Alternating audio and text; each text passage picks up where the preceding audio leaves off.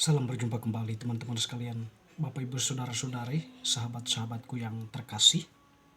Pada kesempatan ini saya mengajak kita kembali lagi untuk mempersiapkan sedikit waktu mendengarkan sabda Tuhan yang kita ambil dari penginjil Matius bab 18 ayat 12 sampai 14. Perumpamaan tentang domba yang hilang. Bagaimana pendapatmu? Jika seorang mempunyai 100 ekor domba dan seekor di antaranya sesat, tidakkah ia akan meninggalkan yang 99 ekor di pegunungan dan pergi mencari yang sesat itu?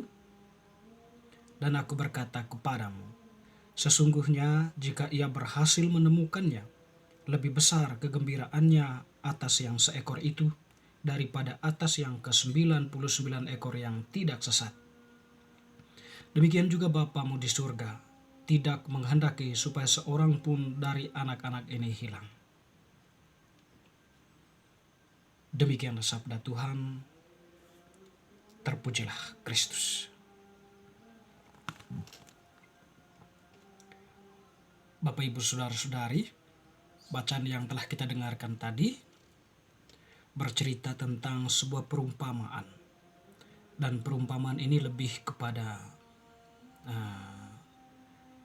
tentang sebuah ketersesatan dan diangkat makhluk hidup, dalam hal ini adalah domba, binatang. Tentu kita memahami bagi siapa yang mempunyai domba, atau lebih tepatnya dalam konteks pendengar Yesus waktu itu, banyak di antara mereka yang berprofesi sebagai gembala domba, atau juga mereka sekurang-kurangnya mengenal seorang gembala domba. Dan di sini seorang gembala domba dengan ketat dia menjaga kawanan dombanya itu. Jangan sampai ada di antara dombanya itu hilang. Oleh karena itu dia terus menjaganya dan tentunya dia memeliharanya agar domba-dombanya itu bisa bertumbuh dengan baik dan bisa menghasilkan, bisa memberi makna bagi kehidupan, bagi kebutuhan keluarganya, dan juga tentunya bagi setiap orang yang membutuhkannya. Tetapi perumpamaan ini diangkat oleh Yesus, atau fenomena ini diangkat oleh Yesus dalam sebuah perumpamaan. Tentu bagi seorang gembala, ketika dombanya itu, salah satu di antara kawanan dombanya itu hilang, tentu perasaannya itu sudah tidak tenang, pikirannya itu sudah kemana-mana. Dan oleh karena itu dia berusaha untuk mencari domba yang sesat atau yang hilang itu dengan sekuat tenaga, atau menelusuri semak-semak, hutan, maupun dimanapun tempat biasanya para domba itu berada. Entah waktunya siang atau malam, dia akan tekad pergi mencari domba itu. Suatu sukacita besar, suatu kegembiraan besar baginya ketika domba yang sesat itu ditemukannya dan dibawa pulang. Dan bahkan dikatakan sukacitanya itu lebih besar daripada yang ke-99 ekor domba yang lain, atau sukacitanya lebih besar daripada domba-domba yang masih ada, yang tidak tersesat. Teman-teman, saudara-saudari yang terkasih, ketersesatannya bisa kita maknai atau bisa kita pahami sebagai sebuah realitas di mana kita tidak menemukan jalan pulang, atau kita tidak menemukan titik awal kita. Kita tidak menemukan tujuan. Kita berkutat dengan situasi kita sendiri, berkutat dengan fenomena atau hal-hal yang berada di sekitar kita. Dan tentunya dalam hal ini kita kehilangan arah, atau kita kehilangan tujuan. Oleh karena itu kita bertindak dalam kesendirian yang tentunya membuat kita tak berdaya, yang tentunya kita menjadi miskin, melarat, dan sebagainya. Dan dalam situasi seperti itu tentu membutuhkan kehadiran sang gembala, kehadiran seorang penolong, agar kita bisa dibawa dari ketersesatan itu. kita memahami ketersesatan demikian, tentunya intinya adalah tersesat itu kita kehilangan arah dan tujuan. Demikian pun domba itu ya, ketika dia sudah tersesat, dia tidak tahu jalan pulang kemana. Lalu fenomena ini diangkat oleh Yesus untuk mengumpamakan kita manusia. Jadi pada hakikatnya kita manusia itu diciptakan oleh tangan yang kudus, diciptakan oleh satu sumber atau lahir, datang dari satu uh, hidup kekal, datang dari satu tangan pencipta yang sama, datang dari sabda yang sama.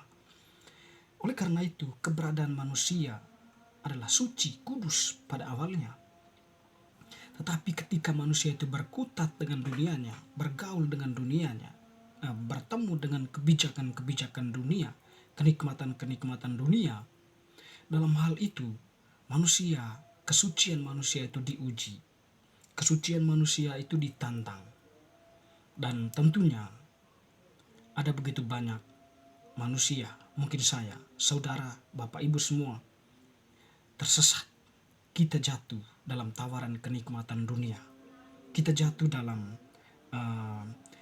keindahan dunia ini, keterpesonaan dunia yang dalam arti lebih pada sebuah tawaran-tawaran kegelapan ya. Dan tentu dalam situasi seperti itu kita kehilangan kekudusan.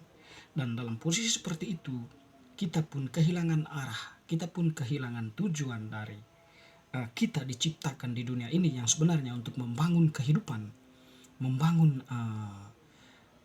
kedamaian, keharmonisan. Tetapi karena kita sudah kehilangan arah dan tujuan, kita bertindak semau kita. Kita bertindak tidak didasari lagi pada sumber, pada awal kita datang.